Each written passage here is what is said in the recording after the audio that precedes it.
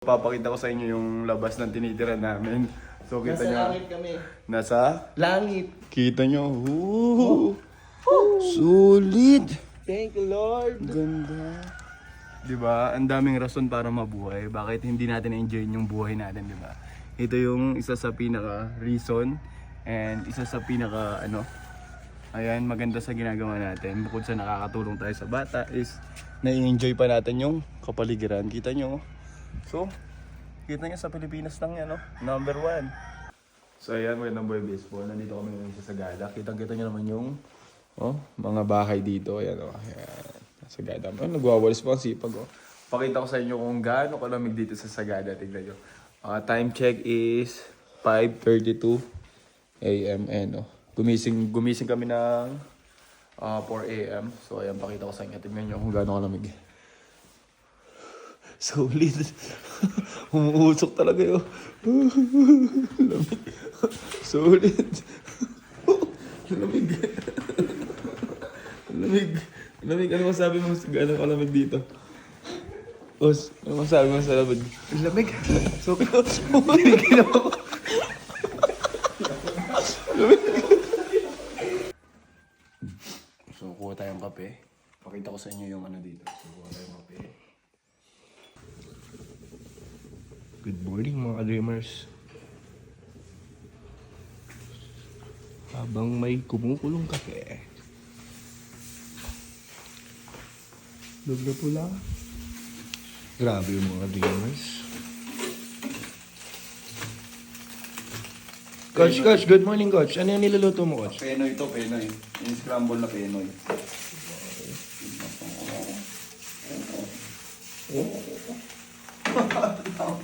Kala mo talaga yun.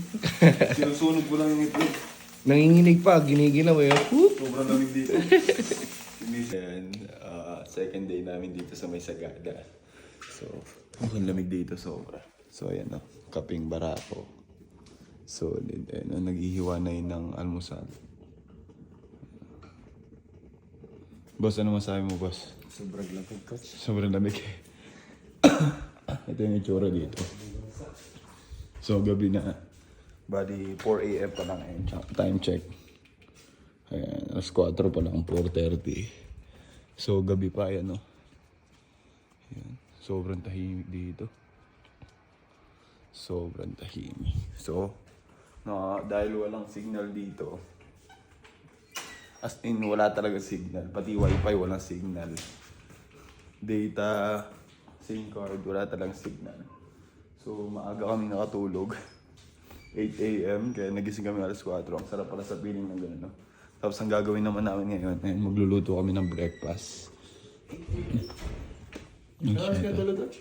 8 AM? 8 PM? Sabi mo AM eh. AM ba? 8 PM pala eh. So, ayan. Yun. Luto muna kami. Let's go! So yun, samahan nyo kami sa almusal namin. So yan ang almusal namin. Itlog scramble, itlog na pula, pandesal, sinangag. So solid Sagada number 1. So ayan, magandang boy baseball. So maglalaro kami ngayon. Ang tawag dito ay BOBO game. So ayan, BOBO game. So paano gagawin doon? Ngayon paliwanag ko rin. Kailangan, iba yung sasabihin mo sa kamay mo. Kunyari, sabihin mo, 4, 3, 10, bobo siya. Bobo siya. Bio ka. Biyo ka. Ano yung nasa kamay ko? Parang laro po ng loko-loko to. Ito pag wala internet o Wala po kasing signal dito sa may Sagada. So wala rin pong wifi. As in zero signal po talaga. So ayan, madaling araw po ngayon. So alas 6 na ng umaga, nagising kami ng 3:30, 4, ganyan. Wala na po kami magawa. So ito, maglalaro ko. Ay, nasa mo ba yung game? Kunyari, sabi ko, 5, 2, 3, 7. 3. Ito yung nasa mo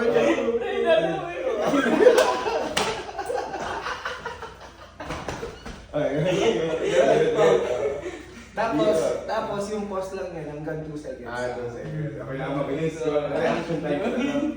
Kasi pagka tumagay ka ng ganyan, Giyo ka. Go, wala ka pa. pag ganun. 5, 2. True.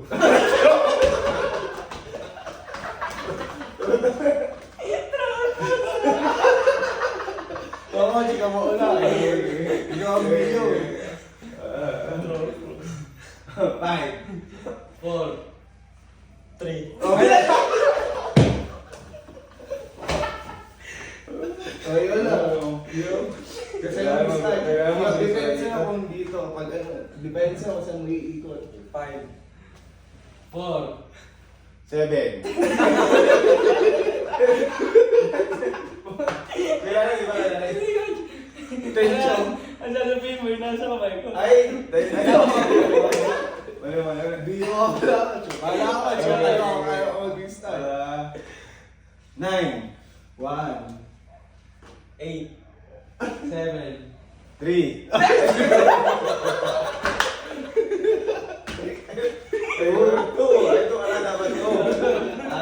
Sobrang thank you talaga sa Sagada family, sa Koda Line, sa Ganduyan Box. So ayan, papakita ko sa inyo yung labas ng tinitiran namin. So time check is 6 AM ng umaga. Nagising kami 3 AM kasi walang signal dito. So gusto ko lang ma-appreciate, ayan, ma-appreciate nyo din yung Sagada. So ayan, pakita ko sa inyo yung labas ng tinitiran namin. Woo. Solid. Kita nyo naman, wow! Kita nyo naman. So sa mga pupunta rito, expect nyo wala po talagang signal. As in, yung wifi walang signal.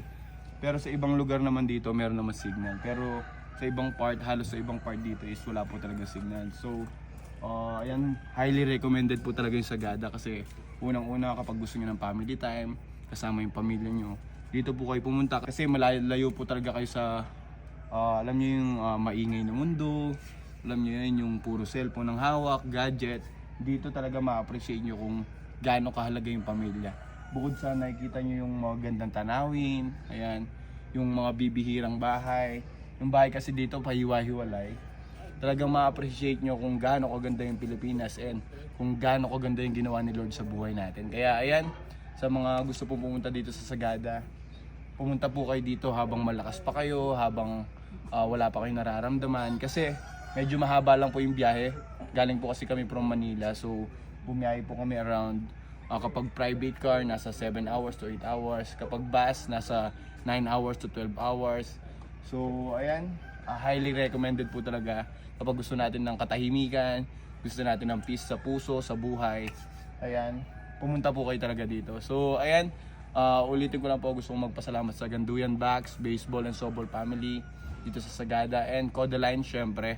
Sa mga gusto pong pumunta rito, visit nyo lang po yung page ng Koda Lines, talagay ko po rito sa video. Ayan, book kayo ng maaga sa kanila kasi pag pumunta kayo dun sa ano nila sa bus station, bibihira na lang kapag may bakante pang seat. Usually talaga fully booked sila palagi. So ayan, basta biyaheng papunta dito sa norte, Koda Lines number 1. So ayan, pakita nyo yung kagandahan ng Sagada. Solid talaga, oh. Wow!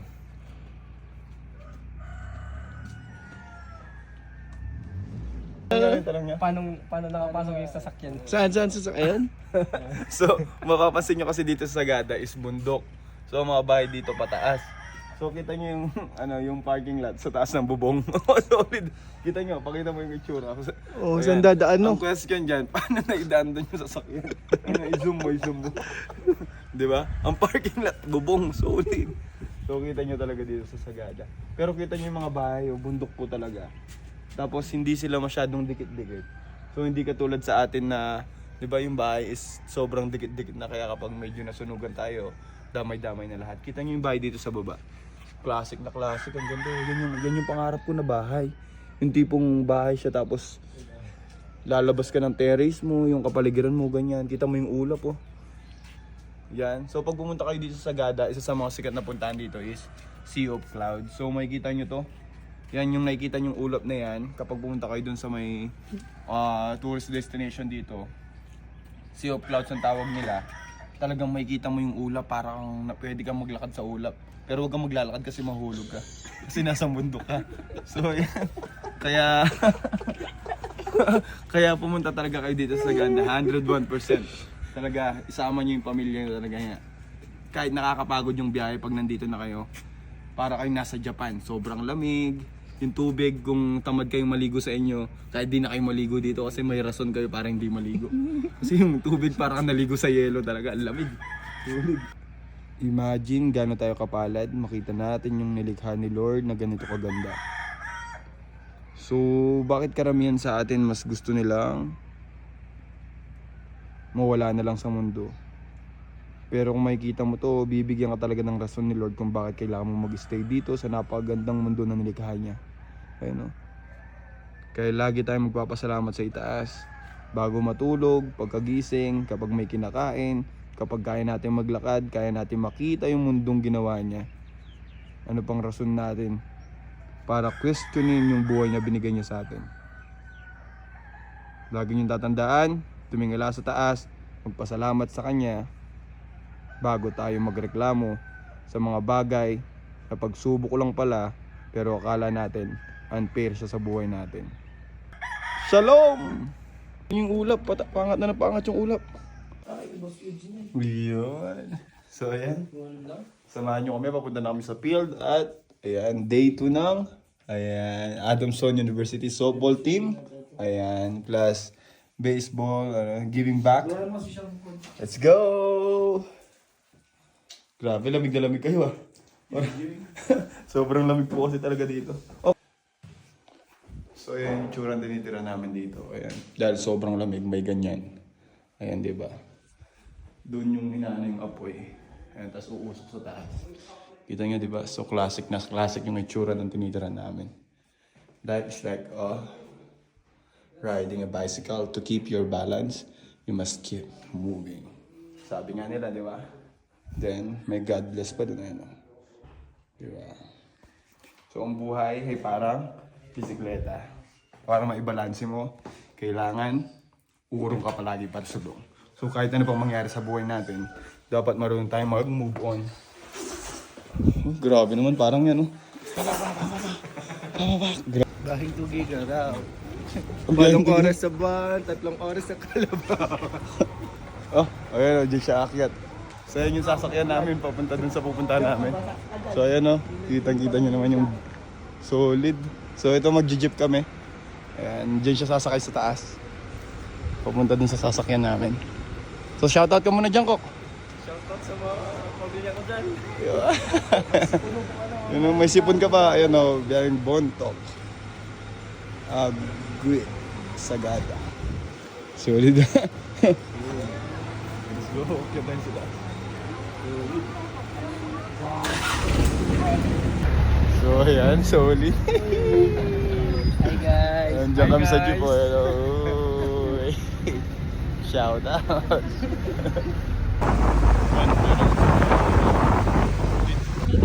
Ayan yung jeep na sinasakyan namin. So ayan, so dito kami sa taas. Ayan, solid. Boy, ano masahe mo, boy? Masarap. Ba't bang experience? Dreamers Camp number 1. Reverse jump. Oh!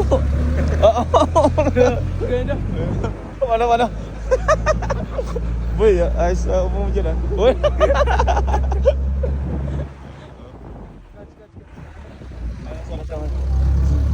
Lamig dito. Grabe, umuusok talaga dito. Nasa Osaka. Nasa Osaka? Osaka, nandun ka. Yun o, naglalakad na kami pupunta sa venue. Ayun o. Solid.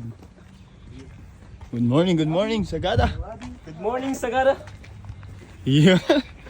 Ayan o, training ulit yung Adamson. Solid yung Adamson talaga, softball team o. Training sa napakagandang lugar ng Sagada. Pinakamalamig. Lamig dito, grabe. Literal. Baba niyo yung bag niyo. Sprinting. Okay, sprint, go. Go. Uy.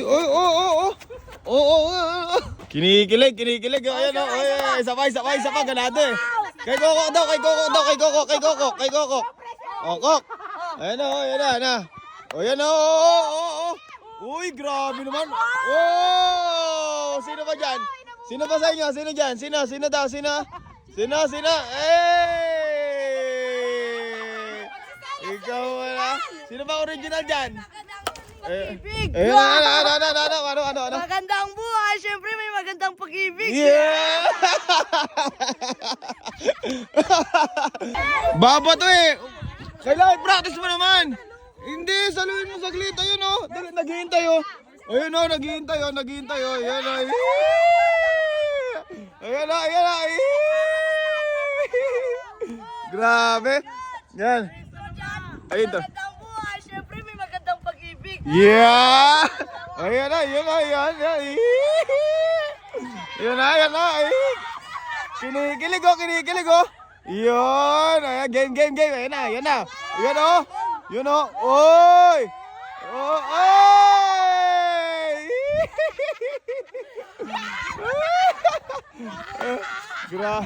Grabe talaga ang pag- Out, in.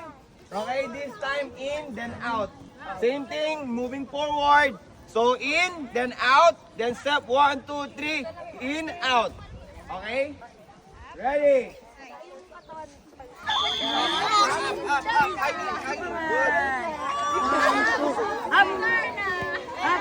Superman! Gandang buhay! Sample, paano kayo tatakbo pag outfield yung hit? Paano? Oo, pag outfield, lumagpas sa infield yung bola. Paano? Ikaw, Robert, go. Sample, pakita mo. Magandang buhay! Magandang buhay! Magandang buhay! Siyempre magandang araw. Andito nga po pala kami ngayon sa Sagada, mga kapatid. Solid oh. 1, 2, 3, go. Magandang buhay! Hala. Laki man niyo!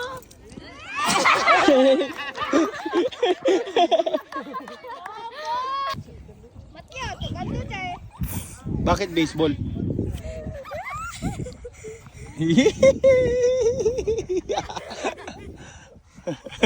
Kasi kapag hindi nyo sinana yung katawan nyo, yung bad habit, uulit-ulitin nyo lang. Kaya dapat sa practice pa lang.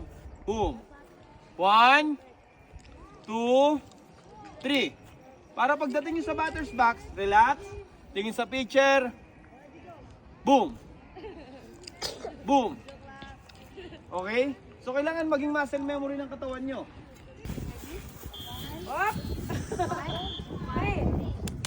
Palo mo na.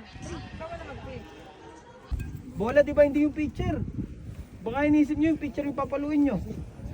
Yung bola magagaling sa pitcher. Okay? Kaya yung una nyo titignan pitcher. Pag papalo na kayo, nakapokus na kayo sa bola. Okay? So, lagi nyo lang tatandaan, after the swing, kung saan nyo pinalo yung bola, dapat dun lang kayo. Okay? Kasi gusto nyo yung weight nyo, yung focus nyo, yung balance nyo is nandun pa rin sa strike. So, I'm charging. Okay? Para hindi nawawala yung balance nyo. Maliwanag?